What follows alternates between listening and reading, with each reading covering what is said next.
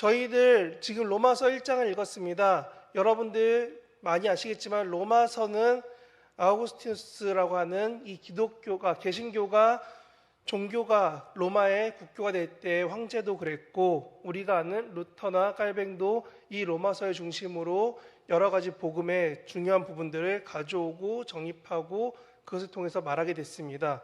그러면 저는 여러분에게 묻습니다. 바울이 로마에 갔다 오고 나서 로마서 썼을까요? 가보지 않고 로마서 썼을까요? 어떨 것 같아요? 1번 갔다 왔다, 2번 갔다 오지 않았다. 어느 것 같습니까? 로마서 왠지 느낌이 로마를 가서 콕 찍고 나서 로마야 내가 너한테 다시 한번 쓰는 건데 이런 너 있었지처럼 보여지지만, 사실 이 신약 성경에 로마에 가보지 않고 로마의 교회를 향해 썼던 두 가지 책이 있습니다. 하나는 로마서, 하나는 우리가 아는 마가복음입니다. 그리고 순서상으로는 로마서 다음에 아마도 마가복음이 쓰여졌을 거다라고 말하고 있습니다. 그러면 저는 이렇게 생각하는 거죠. 왜 로마에 가보지 않은 바울이 왜 로마서를 썼을까? 그게 무슨 의미가 있길래 그러고 있을까라고 생각하는 겁니다. 사실 이 로마서는 지극히 로마의 바울이 할 수 있는 되게 쉬웠던 일 중 하나인 로마에서 바울의 직업 텐트메이커입니다. 근데 이게 감사합니다. 역시 전문가이신 분이 오시니까 켜집니다. 제 얼굴이 앞에 보이기 시작했습니다. 너 왜 그래? 안 나오면 어쩔 수 없어. 켜졌습니다. 켜진 걸로 보고. 저는 여러분에게 말씀드리고 싶었던 게 이런 겁니다. 텐트메이커, 바울이 텐트를 만들어서 팝니다. 그러면 그 텐트를 누가 사느냐? 로마에서 용병들이 그 텐트를 자기 자비로 구입합니다. 그리고 전투에 나가서 몇 번 이상 전투를 승리하게 되면은 그들에게 로마 시민권, 영주권을 얻을 수 있는 조건을 부여해 줍니다. 그래서 용병들은 계속적으로 소비되고 있는 텐트나 군복이나 방패 같은 군수물품을 자비로 구입하고, 그렇게 해서 전투를 몇 번 이상 승리했음을 증명해야지만 그들은 보통 사람 혹은 외국인, 오늘 본문에 나왔던 야만인에서 헬라인이라고 말하는 로마 사람들의 문화 안으로 들어갈 수 있게 됩니다. 그래서 바울은 여러 가지 우리가 사도행전 보는 그 지역마다 다 전도할 수 있었던 가장 큰 이유는 뭐냐면 가서 텐트를 만들어서 팝니다. 그럼 자기는 이동할 때 텐트 만들 만큼의 돈이나 아니면 그런 재료만 가지고 가서 본인이 텐트를 팔면은 본인 생활을 할 수 있습니다. 문제는 뭐냐? 오늘 본문에 나왔던 것처럼 로마나 그 이상 자기가 장거리를 이동하거나 거기에 교회를 세울 만큼의 돈을 벌 만큼은 되지 않습니다. 그러니까 본인이 혼자 이동하고 혼자 생활하는 수준까지는 가능하지만 어딘가 멀리 가지는 못한다는 겁니다. 그런데 오늘 로마서를 쓴 이유가 앞에 1장부터 15장, 1장 1절부터 15절까지 나오고 그 다음 이야기는 15장에 가면 잔뜩 나옵니다. 그래서 15장을 로마서 다 읽어보신 분들 알겠지만 15장까지 가면 바울이 말합니다. 내가 너희한테 잠깐 들렸다가 너희와 교제한 후에 나는 서버나까지 가겠다라고 말합니다. 근데 이게 어디냐면 지금의 스페인, 에스파니아 지역까지입니다. 당시에 바울은 우리가 사도행전에서 배웠던 것처럼 터키를 지나 그리스를 지나 내가 로마를 찍고 나중에는 에스파니아 지역까지 가는 게 바울이 생각하는 자기가 가야 될 땅끝의 범위였습니다. 근데 혼자서 예루살렘부터 혹은 우리 목사님이 지금 새벽에 설교하시는 안디옥 그 교회부터 서머나까지 가려고 하니까 너무 먼 거예요, 거리가. 그동안은 자기가 움직이고 뭐 할 수가 없으니까 자기가 전도하고 세웠던 빌립보나 여러 교회들을 찍고 도움받아서 가고 갔는데 그 거리가 자기가 생각하는 최대 거리가 로마인 겁니다. 그래서 더 가지 못하니까 그래, 수도에 있는 로마 너희 교회가 나와 관계를 맺고 우리 교회가 선교사 파송한 것처럼 내가 최소한 거기까지 갈 수 있게라도 경비라도 좀 도와주면 좋겠다라는 조금의 목적을 가지고 바울이 오늘 로마서를 쓰기 시작합니다. 그러면 저는 여러분에게 다시금 이렇게 생각할 수 있습니다. 그러면 이 바울이 쓰는 로마서는 무슨 의미가 있습니까? 라고 말한다면 저는 이렇게 말씀드리고 싶네요. 로마 교회가 아직은 소문으로 혹은 지금 막 편지로밖에 만나지 못했던 바울에 대해서 선교 후원을 해야 될지 말아야 될지, 이 사람을 만나야 될지 말아야 될지 모를 때에 온 편지가 로마서입니다. 그러면 이 로마서를 쓸 때 바울은 얼마나 진지하게 썼을까요? 내가 믿는 복음은 어떻고 나는 선교를 어떻게 생각하고 내가 무엇을 전할 겁니다라는 자기의 뚜렷한 신앙과 자기의 뚜렷한 마음을 가지고 써야지 아직 만나지 않았던 로마 교회도 이 사람이 와서 설교를 들어보고 이야기를 들어보면은 왠지 선교사 잘할 것 같아 라고 생각을 할 거고, 그런 목적을 조금이나마 가진 채 쓰다 보니 바울은 지극히 로마에 있는 사람들을 맞춰서 이 로마서를 씁니다. 그래서 로마서는 법치적인 이야기가 매우 많이 들어 있습니다. 제가 로마에 대한 편지가, 로마에 대한 신약 성경이 2권 있다고 말씀드렸습니다. 로마서는 바울이 로마 교회 사람들한테 자신의 복음을 증명해야 되다 보니 조금 더 그들이 이해하는 법치적인 이야기가 많이 들어갔습니다. 그리고 다른 한 권인 마가복음은 반대로 로마에 있어서 아직 예루살렘의 소식이나 예수님의 이야기를 건너만 들은, 제대로 보지 못한 사람들을 위해서 베드로가 쓰는 이야기식의, 베드로가 부흥했던 그런 스토리식의 이야기가 들어가다 보니 같은 사건도 매우 세세하게 쓰여 있습니다. 왜냐하면 이들은 예수님의 이야기를 다른 누군가를 통해서밖에 들을 수가 없었거든요. 예수님을 실제로 보고 와서 로마의 교회를 섬기는 사람보다는 대부분의 로마 교회에 모인 사람들은 예수님의 이야기를 한 명 혹은 여러 명의 사람을 거친 다음에 들은 이야기입니다. 그래서 마가가 베드로가 하는 복음 이야기를 저술할 때 매우 세세하게 썼던 가장 큰 이유는 이렇게 글로 써서라도 베드로식의 뉘앙스를 느끼면서 예수님이 이렇게 사역하셨구나를 알려주려고 마가복음도 로마서도 지극히 로마에 있는 사람들을 위해서 작성되었습니다. 그러면 저희는 한 번 더 생각해 봐야 됩니다. 그러면 왜 많은 도시 중에 굳이 로마인가?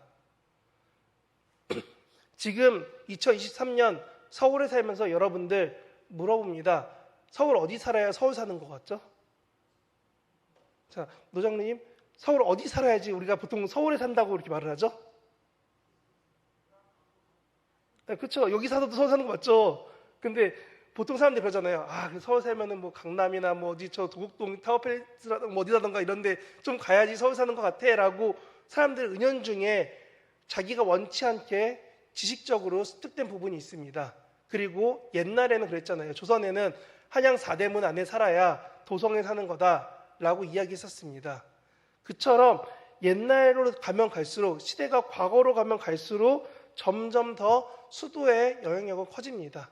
근데 로마는 당시의 로마 제국의 수도입니다. 그러다 보니 모든 물류 중에 가장 좋은 거, 모든 사람 중에 가장 머리 좋은 사람들, 모든 재산이나 모든 돈이나 그 모든 힘이 로마로 계속 몰릴 수밖에 없었습니다. 그러면 우리가 많이 알고 있는 12제자들이, 12사도나 그런 많은 사람들이 로마에 가서 살 수 있을까요? 지금 서울도 솔직히 저희 교역자들 한번 나가면 못 들어옵니다. 들어올 만큼 집값이나 여러 가지가 쉽지 않습니다. 그런데 만약에 서울의 몇 배가 된다면, 지금 홍콩이나 여러 중국의 도시들처럼 정말 중앙으로 몰려서 아무나 들어올 수 없는 도시가 된다면, 어쩌면 베드로도 바울도 여러 사도들도 로마 교회가 있지만 잠깐 들리거나 가지 못했던 가장 큰 이유 중 하나는 그 공동체, 그 문화권에 쉽게 들어갈 수 없었기 때문은 아닐까라고 사람들은 생각합니다.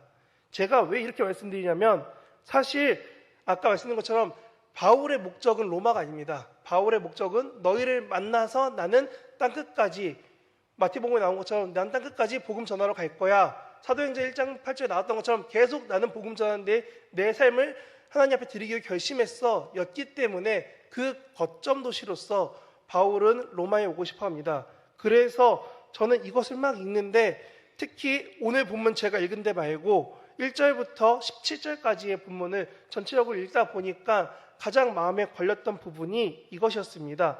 11절에 이렇게 쓰여 있습니다. 내가 너희 보기를 간절히 원하는 것은 어떤 신령한 은사를 너희에게 나누어 주어 너희를 견고하게 하려 함이니. 아멘. 네, 말씀을 그냥 한글로 쭉 읽으면 마치 이런 느낌 듭니다. 바울이 가서 거기에 방언이나 뭔가 특별한 치유나 뭔가 놀라운 걸 빵 터뜨려주고 나서 자 모여봐, 너네가 기도 열심히 하면 내가 이것도 건네주고 갈게 하고 너네 이거 써봐, 나 갈게 하고 갈 것처럼 마치 고린도전서에 나오는 특별한 은사들이 나타날 것처럼 쓰여 있습니다. 하지만 이 편지 최소한 1장 1절부터 17절까지를 다시 몇 번 읽어보니까 바울이 말하고 싶었던 11절의 내용은 이 앞에 있는 은사가 아니라 뒤에 있는 부분입니다. 뭐라고 써있냐면 이렇게 써있죠. 그 은사를 너희에게 나눠주어 너희를 견고하게 하려 함이라. 무슨 말이냐? 내가 너희한테 은사를 무언가 특별한 걸 줘서 되는 게 아니라 너희들이 하나님을 알게 되고 하나님의 은혜 가운데 우리가 기도하고 하나님께 집중했을 때 하나님께 우리 주시는 마음이나 우리가 하나님께 더 집중할 수 있는 힘이 생기거나 기도할 수 있는 능력이 생기는 그런 은사를 너희에게 전달하고 보여주고 알게 해서 너희로 하여금 더욱더 믿음이 견고해지길 원한다 라는 게 바울이 로마서에 가서 하고 싶었던 일입니다. 그러면 저희는 지금 봤습니다. 바울이 어디를 가고 싶으냐? 로마 교회, 로마를 가고 싶습니다. 왜 가고 싶으냐? 로마에 갔다가 후원받아서 나는 더 멀리 에스파니아, 스페인까지 가고 싶기 때문에 로마를 가고 싶습니다. 까지는 이해를 했습니다. 그러면 그 가고 싶은 로마에 바울은 무슨 말을 하고 싶으냐 했을 때 제가 먼저 본 거는 1장 3절부터 7절까지의 이야기입니다. 이 본문을 천천히 읽어보시면 3절부터 4절까지의 내용은 바울이 생각하는 그리스도에 대한 내용입니다. 그리고 5절부터 7절까지는 그래서 내가 이렇게 사역합니다 라고 말을 하는 겁니다. 여러분, 바울은 지금 로마 교회의 이야기를 듣고 알고 있어요. 그리고 로마 교회도 바울이 누군지는 어렴풋이 소문으로는 알고 있어요. 근데 지금처럼 인터넷 기사가 뜨는 것도 아니고 핸드폰으로 얼굴 보고 전화하는 것도 아니고 무언가 영상물이 돌아다니는 것도 아니고 이게 바울인지 이게 누군지 알 수가 없는 그 시대의 사람들에겐 추천과 편지 말고는 이 사람이 누군지 알 수가 없습니다. 그러니 바울이 추천받아 편지 쓰는 이 시간에 제일 처음 말하는 게 이겁니다. 내가 믿는 복음은 너희와 다르지 않습니다. 두 번째, 내가 사도로 생각하는 것은 이 복음 안에서 생각하고 있습니다. 그러니 여러분, 내가 여러분을 만나서 이 11절처럼 견고하게 하고 싶은 믿음은 우리가 믿는 그리스도 예수 안에서 견고해지는 겁니다. 그리고 그 견고함이 어떻게 되느냐가 16절, 17절로 가는 겁니다. 오늘 본문 15절에 이렇게 써 있었죠. 그러므로 나는 할 수 있는 대로 로마에 있는 너희에게도 이 내가 말했던 복음이 증거되고 전파되기를 원하노라 하고 16절에 말합니다. 내가 복음을 부끄러워하지 아니하노니 이 복음은 모든 믿는 자에게 구원을 주시는 하나님의 능력이 됨이라. 먼저 유대인에게요 그리고 헬라인에게로다. 이 복음에는 하나님의 능력이 나타나서 믿음으로 믿음에 이르게 하나니 오직 의인은 믿음으로 말미암아 삶과 같으니라 하시니라. 아멘. 이게 바울이 이 로마서 전체에서 하고 싶었던 가장 중요한 골자가 됩니다. 무슨 말이냐? 내가 너희에게 가면서까지 여러 가지 수치스럽고 어려운 일이 있었지만 이 복음이 믿는 모든 자에게 구원을 주시는 하나님 능력이 되기 때문에 난 이 복음을 너희에게 말할 거고 너희는 나와 함께 이 복음을 나누면서 견고해지고 그 견고함이 우리가 교제하는 게 맞다면 너희는 나를 좀 스페인까지 보내줘라. 내가 거기서도 복음을 증거하겠다라는 겁니다. 그래서 그런지 저희가 읽었던 14절에 이렇게 쓰여 있습니다. 헬라인이나 야만인이나 지혜 있는 자나 어리석은 자에게 다 내가 빚진 자로다. 아멘. 제 성경책에는 이렇게 써 있더라고요. 헬라인 지나고 1, 야만인 써 있는데 야만인이 뭡니까? 했더니 밑에 설명 있기를 나네주에 헬라어를 사용하지 않는 사람이랍니다. 여러분, 이 로마서는 로마에 있는 사람들을 위해 쓴 겁니다. 그러니까 바울이 평상시 같으면 절대 쓰지 않을 야만인이라는 표현을 쓰는 겁니다. 왜냐하면 로마는 그 모든 게 집약된 사람들이다 보니까 상위 1%에 1%에 1%인 사람들만 모이다 보니 그 외의 사람들은 자연스럽게 쳐내는 겁니다. 우리랑 상관없어. 몰라. 그러니까 그들에게 가장 쉽게 설명할 수 있는 용어 야만인이라는 단어를 쓴 거지 바울이 그들을 외면하지 않는다는 겁니다. 그 이유는 저희가 읽는 개역 개정 말고 다른 성경책들을 보면은 조금 더 편하게 쓰여 있습니다. 제가 봤던 성경 중에 표준 세번역에는 이렇게도 쓰여 있더라고요. 나는 그리스 사람에게나 미개한 사람에게나 지혜 있는 사람에게나 어리석은 사람에게나 다 비슷해진 사람입니다. 했을 때 미개한은 뭐냐면 그리스식 지식과 철학이 없는 사람들이라는 겁니다. 그리고 그거를 우리말로 바꿨을 때 야만인이라는 표현을 썼던 겁니다. 그러니 보통 사람들은 이걸 보고 이렇게 말합니다. 아, 이 야만인이 로마를 갈아엎은 게르만 민족이다, 뭐다 이렇게 말하는데 그걸 떠나서 도시 바깥에, 이 수도 중심부 바깥에 있는 수도에서 특히 시민권층이라고 말하는 투표권이 있고 판단할 수 있는 사람들 외에 많은 노예들, 그리고 그 밖에 있는 사람들은 얼마나 글을 잘 쓰고 잘 읽을 수 있을까요? 우리나라 조선이나 그나마 한글을 읽고 쓰지 외국에 나가면 아직도 글을 못 써서 글을 가르쳐주는 게 꽤 큰 사역 중 하나입니다. 그런데 여기서 바울이 말하죠. 그 헬라어를 잘 읽지 못하고 헬라 문화권에 익숙하지 않은 사람에게도 나는 빚진 사람입니다. 그 모두에게 무엇을 빚졌느냐? 자기는 복음을 빚졌기 때문에 복음을 말하려고 거기까지 간다라고 말합니다. 그러면 제가 말씀드린 것처럼 3절에서 7절까지 예수님이 어떠한지, 자기가 어떻게 사도되는지 말하고 왜 로마를 방문하는지는 8절부터 15절까지 쭉 쓰여 있습니다. 그런데 여기에 보면 되게 중요한 문장이, 저는 12절을 이렇게 생각했기 때문에 오늘 본문을 12절부터 잡았습니다. 12절에 이렇게 쓰여 있죠. 이는 곧 내가 너희 가운데서 너희와 나의 믿음으로 말미암아 피차 안위함을 얻으려 함이니라. 아멘. 이 12절을 제가 보던 성경 중에 새 한글이라고 지금 신약만 나와 있는 성경책이 있습니다. 구약까지 나오면 이제 이런 성경책으로 나올 텐데 아직은 신약하고 시편만 나온 성경책에 보니까 이렇게 쓰여 있더라고요. 다시 말해 여러분을 만나 여러분과 내가 서로의 믿음을 통해서 함께 위로를 받으려는 것입니다. 무슨 말이냐? 바울은 자기가 선교 나가는 것 자체를 도와주는 게 자기에게 위로가 되고 힘이 된다는 겁니다. 여러분들이 선교지를 위해 우리가 끝나고도 기도하겠지만 기도하고 품고 아까 기도 때 말씀하신 것처럼 교육부서를 위해서 혹은 내 주변에 도움이 필요한 사람들을 위해서 여러분이 기도하고 헌신하고 헌금하고 섬기는 그 하나하나가 결국은 그 하나하나가 하나님의 위로의 손길로 다가가기 때문에 바울은 여기서도 당당하게 말하는 겁니다. 우리 한글 성경에서는 안위함을 얻으려 합니다 라고 쓰여 있지만 다른 성경들은 전부 다 함께 위로함을 받으려 한다. 너희들의 도움으로 내가 위로가 되길 원합니다 라고 말하는 겁니다.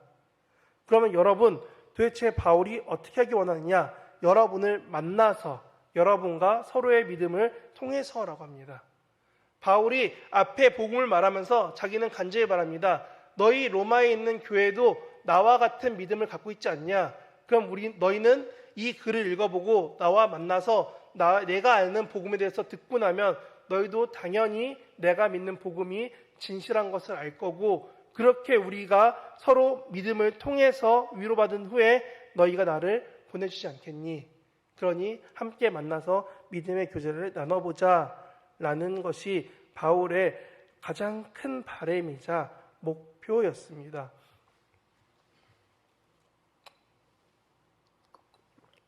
그렇게 바울이 이렇게 준비를 해서 믿음으로 만나서 이렇게 믿음을 가지고 위로를 얻으면은 바울은 마치 이 17절에 나왔던 것처럼 오직 의인은 믿음으로 말미암아 살리라 함과 같으니라. 이 하박국 2장 4절 말씀이 너희들이 나를 만나서 내 말을 들을 때 바로 떠오를 거고 그만큼 나의 믿음이 너희들이 알 수밖에 없을 거다라고 하는 게 바울이 로마서에 쓴 그 로마에 가고 싶은 자기의 복음을 변증한 이유입니다. 근데 여기까지만 썼으면 참 바울이 되게 나이스하고 되게 복음에 대해서 사역에 대해서만 되게 열심히 하는 사람 같은데 저희가 볼 때 조금 아쉬웠던 어떻게 보면 인간적인 모습이 나타나는 게 저는 13절부터인 것 같습니다. 형제들아 내가 여러 번 너희에게 가고자 한 것을 너희가 모르기를 원하지 아니하노니 라고 써 있습니다. 이 말은 무슨 말이냐면 내가 여러 번 로마에 가고 싶었는데 이 말 썼다는 말은 뭐예요? 아직 로마에 가지 못했다는 겁니다. 여러분, 우리 생각에 지금 로마 그냥 비행기 타고 가면 되잖아. 뭐 하면 되잖아. 저도 학교에서 성지순례 가서 요르단 찍고 이스라엘 찍고 이탈리아 그러니까 그리스 찍고 로마 들어가서 여기가 교황청이래. 아, 저런 게 있구나. 보고 나오는데 그냥 비행기가 타고 배 타고 막 왔다 갔다 하니까 저는 모르겠지만 어느 순간 도시가 바뀌어 있었습니다. 그럼 가서 보고 오고 아, 저런 게 있네. 마치 여행지 가듯이 갔다 올 수 있을 만큼 로마가 멀지 않습니다. 그런데 바울은 로마를 못 갔다고 말합니다. 그럼 우리는 이 본문을 읽으면서 이렇게 생각하기 쉽죠. 아, 하나님이 바울이 로마에 가는 것을 막으셨구나. 혹은 사단이 바울이 가는 것을 너무 강력하게 막고 있어서 아직 바울이 기도를 뚫지 못해서 아직 로마에 못 갔구나 라고 생각할 수 있습니다. 근데 저는 여러분에게 이런 상황 말고 단지 현실만 말씀드리고 싶은 겁니다. 무슨 말이냐? 바울이 나 로마 너희에 대한 마음이 여러 번 가고 싶어 할 만큼 난 너희에 대한 마음이 커 라는 게 첫 번째고, 두 번째는 이것입니다. 이렇게 내가 가려고 했지만 못 갔어는 내가 상황만 된다면 너희에게 갈게. 그리고 너희에게 복음을 전할 거야. 그럼 너희도 정말 복음을 기쁘게 받아주렴 이라는 목적을 가지고 있다는 겁니다. 그래서 이렇게 써있죠. 이는 너희 중에서도 다른 이방인들 중에서와 같이 열매 맺게 함이니 지금까지 길이 막혀 있도다 라고 쓰여 있습니다. 이 열매가 무언가 바울이 나가서 로마에 가서 여러분 그리스도 믿으세요 해서 전도될 수 있습니다. 하지만 거의 모든 학자들은, 그리고 저도 본문을 읽어볼 때 이 열매는 11절에 말한 것처럼 견고해져서 너희들의 믿음이 전도된 열매가 아니라 너희들의 믿음이 삶으로 나타내는 믿음의 열매, 생활의 열매, 너희들의 견고한 믿음이 되는 것을 바울은 아마 열매라고 본 것 같습니다. 그래서 말하는 거죠. 나는 그 열매가 너희에게 맺혔을 때에도 나를 돌아보니 빚진 자다라는 겁니다.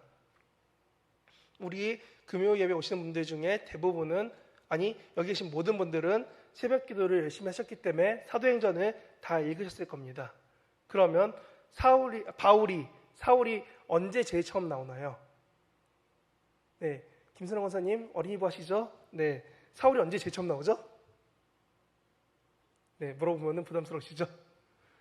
사울이 언제 나오냐면 스데반을 죽일 때 제일 처음 검사장으로 고소한 사람으로 사울이 나타납니다. 그러면 바울은 자기 눈앞에서 스데반이 아무 죄 없이 죽는 거를, 자기가 모함해서 죽는 거를 눈앞에서 보고 그것을 판들어줬습니다. 무슨 말이냐? 죄 없는 사람이 죽을 때 자기는 죄 없다 하지 않고 죄 있다라고 판단했던 사람이라는 겁니다. 그러고 나서 그의 죽음이 자기의 삶에 기억이 되고 상처가 돼서 계속 남아있는데, 사도행전 끝까지 읽다 보시면 아시겠지만 아직 저희 설교 지나간 20장을 넘어가면은 바울이 빌립의 집에 가서 유하기도 하고 빌립과 대화를 합니다. 스데반과 빌립은 예루살렘 교회가 처음 세운 예전의 7집사, 지금은 7사람이라고 말하는 사람 중에 한 명씩이었습니다.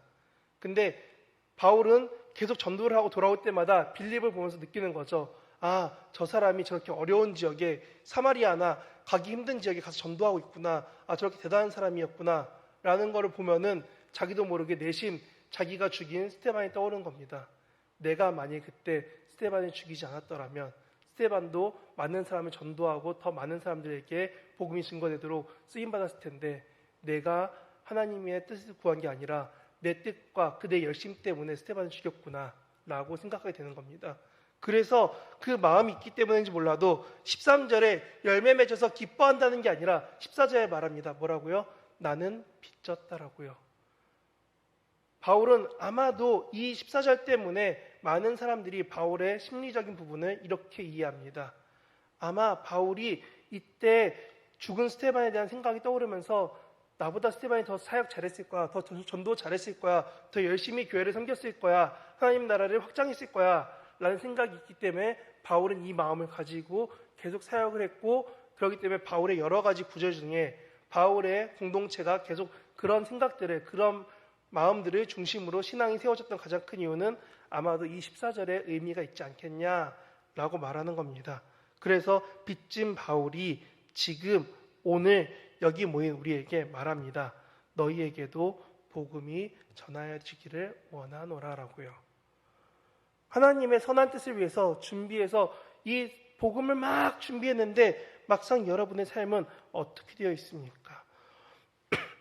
바울이 말한 것처럼 우리가 성경을 많이 읽고 기도를 많이 하고 로마 교회에 교회가 세워졌던 것처럼 우리나라 초기에 교회 조선에 교회들이 세워졌던 것처럼 선교사 없이 교회들이 성경책만 가지고 세워졌던 것처럼 신앙은 하나님 앞에서 세워지는 믿음은 누군가 때문이 아닌 어떠한 상황에서도 일어날 수 있습니다. 그런데 중요한 건 무엇이냐?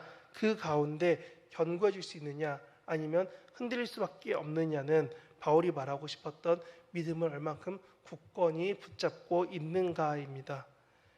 바울이 만약에 이 로마서가 사람들이 추측하는 것처럼 56년, 57년쯤이 되면은 언제쯤이냐면 바울이 이제 이후에 잡혀가면은 곧 못 나오고 죽게 되는 그 어간쯤으로 봅니다. 우리가 아는 주기철 목사님도 자기가 나왔을 때, 출소했을 때 가족들 앞에서 정말 기뻐하다가 그 일본인 군화 소리만 들어도 벌벌 떨면서 정말 나 잡혀가기 싫다고 우시던 그분이 잡혀가서는 신앙 앞에서 견고하게 말씀하셨습니다. 나는 예수를 포기할 수 없다라고요. 그런 것처럼 이 바울도 이걸 끝나면은 언제 잡혀가 죽을지 모르는 한번 잡혀가서 고생했던 상황으로 알고 있습니다. 그렇게 힘들었던 바울이 말합니다. 나는 복음을 부끄러워하지 않고 너희들이 이 복음을 제대로 알길 원합니다. 저도 여러분에게 이 로마서를 읽으면서 말씀드립니다. 여러분이 신약 성경을 읽을 때, 복음서를 읽을 때, 구약을 읽을 때 여러분 안에 하나님에 대한 사랑의 마음이 제대로 알려지고 전달되기 원합니다. 왜냐하면 이 복음은, 이 하나님의 사랑은 모든 믿는 자에게 죄에서, 상황에서, 어려움에서 구원하여 주시는 하나님의 능력이 되기 때문입니다. 우리는 그러기 때문에 로마에 가지 못한 바울의 마음을, 로마에 가지 못한 채 편지 쓰고 있는 이 로마서를 우리가 읽으면서 고민하고 기도하는 것이고, 그 고민과 기도가 쌓였기 때문에 아우구스티누스든 아니면 칼빙이든 아니면 루터든 많은 사람들이 로마서의 중심으로 신앙을 다시 세울 수 있게 되었다는 겁니다. 여러분은 만약에 바울이라면 무엇이라고 교회에 말씀하시고 전하겠습니까? 사실 바울은 이 로마서와 비슷한 시기에 비슷한 내용을 쓰여진 것이 갈라디아서입니다. 근데 갈라디아서를 보면 매우 화내는 듯한 논조로 비슷한 내용들을 말할 때가 있습니다. 로마서 8장에 보면 하나님을 아빠 아버지라 말하고 갈라디아서 4장 6장에도 하나님을 아바 아버지라고 말합니다. 같은 내용입니다. 근데 갈라디아서 문맥을 보면 되게 혼내는 것처럼 말합니다. 니네 갈라디아 교회가 이렇게 하고 있으니까! 처럼 말을 합니다. 근데 로마서에서는 그런 거 없이 감정을 많이 내려놓고 쭉 쓰고 있습니다. 그래, 너희 로마 교회는 이렇게 생각하지. 그러니까 하나님을 아빠, 아버지라 부를 수 있어 라고 말합니다. 왜 그러냐? 로마 교회는 그런 감정적인 호소보다 조금 더 지적이고 조금 더 논리적인 부분들을 더 선호했기 때문에 바울이 로마서를 더 그렇게 적어냈습니다. 그러나 여러분, 제가 다시 여쭤봅니다. 여러분, 로마서 1장 1절부터 17절까지 읽고 나서 여러분은 바울이라는 선교사한테 선교 후원하시겠습니까? 바울이 로마서를 읽고 난 다음에 이걸 읽으면서 내 마음에 감동이 됐어. 하나님 좀 대단하셔. 이 바울을 내가 후원해야 될 것 같아. 내가 한 달에 3만 원 작정하고 헌금하겠습니다. 하실 건가요? 우리는 너무나 현재 세상에서 자극적이고 익숙한 것에 너무나 노출되어 있습니다. 그래서 그런지 이 로마서뿐만이 아니라 우리는 선교 후원을 받으려면 왠지 유니세프 정도 이렇게 애 팔 가늘고 배에 이만큼 복수가 차서 애 아파하고 있습니다. 영양실조로 힘들어하니까 여러분 도와주십시오. 세이브 칠드런 나오는 것처럼 누군가 아파하고 있습니다. 여러분의 3만 원이 이 아이를 도울 수 있습니다. 이 정도 영상을 보고 이런 소식을 들어봐야 저들이 아프고 힘든가 보다. 내가 도와줘야지 하고 생각한다는 겁니다. 그러나 당시에 바울은 나름대로 자기가 가진 복음을 엄청나게 정리해서 이 로마서를 썼습니다. 그러면 저는 여러분에게 이렇게 말씀드리죠. 여러분, 바울이 쓴 로마서를 읽고 나서 여러분도 바울이 말하는 것처럼 복음에 대해서, 선교에 대해서, 신앙에 대해서 간절한 마음을 가지시려고 기도하시겠습니까?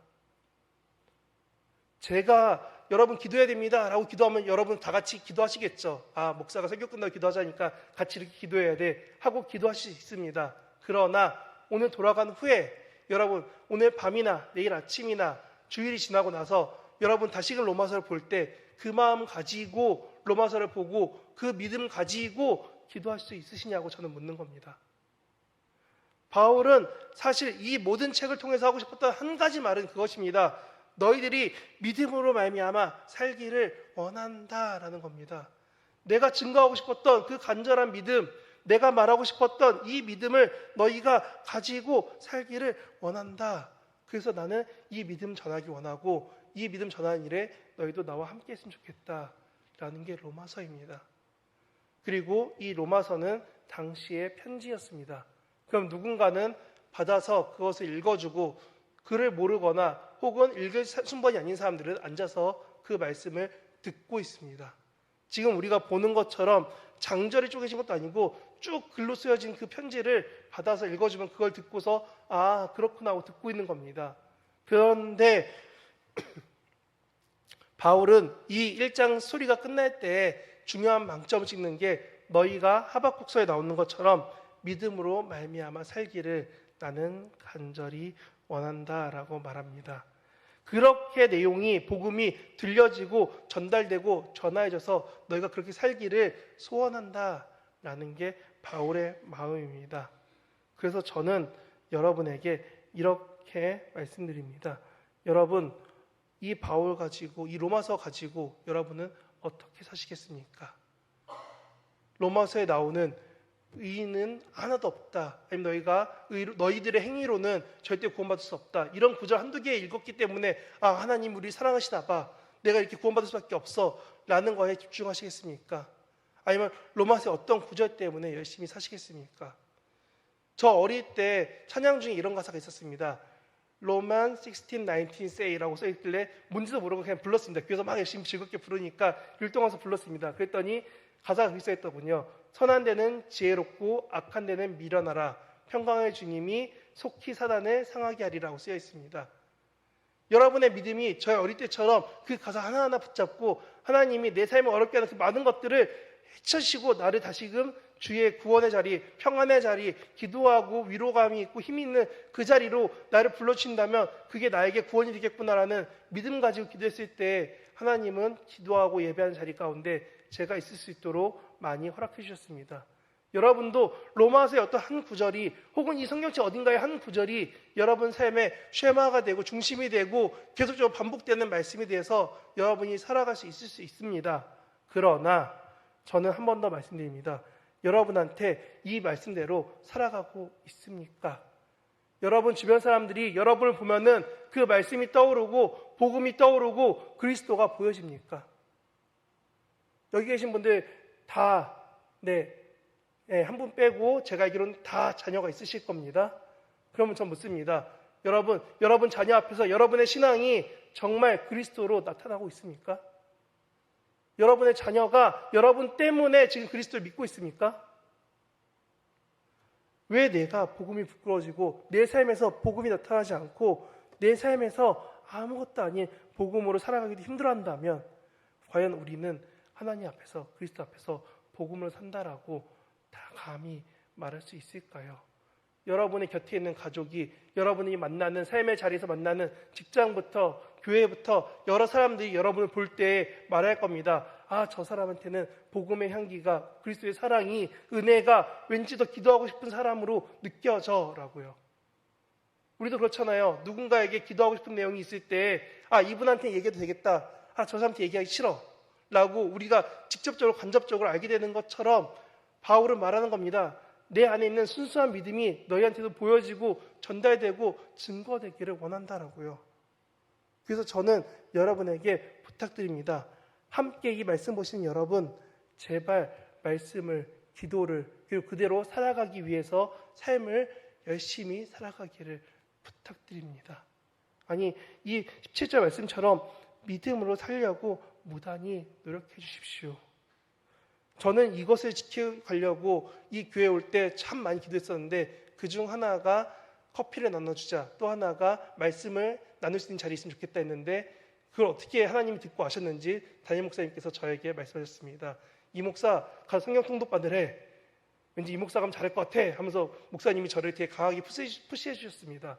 그때는 몰랐죠. 저도 교회를 적응하느라고 왜 갑자기 목사님이 나한테 이 긴 걸 시키실까. 그러고 말씀하셨습니다. 이 목사 1년 안에 일독해야 돼. 알았지? 화이팅 해봐! 하고 보내셨거든요. 그래서 이분이 나한테 왜 이러실까. 일독이 쉬운 게 아닌데 나한테 왜 그러실까 그랬는데, 오늘 말씀을 준비하는데 하나님이 그 기도했던 기억을 떠오르게 하시면서 말씀하게 하는 겁니다. 너가 말씀을 나누는 자리를 즐거워하지 않았냐. 그 자리를 줬는데 왜 교회 안에서 기뻐하고 즐거워한 때보다 왜 이 말씀이 어렵다라고 말하고 있냐라고요. 그래서 저는 이 말씀을 이번 주간 준비한 게 아니라 미리 많이 준비하면서 성도님들을 위해서 저희 교구와 통독반에다가 한번 말했습니다. 여러분 서신서를 천천히 같이 읽읍시다라고요. 근데 우리 성경책의 서신서는 로마서부터 시작합니다. 그래서 저는 오늘 본문을 로마서 1장을 가져왔습니다.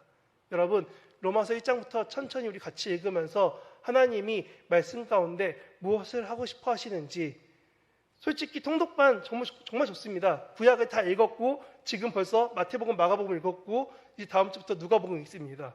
누가보면은 성경책 읽기에 매우 열심히 읽고 딴 거 안 하는 걸로 보입니다. 그만큼 열심히 성경책 읽고 있습니다.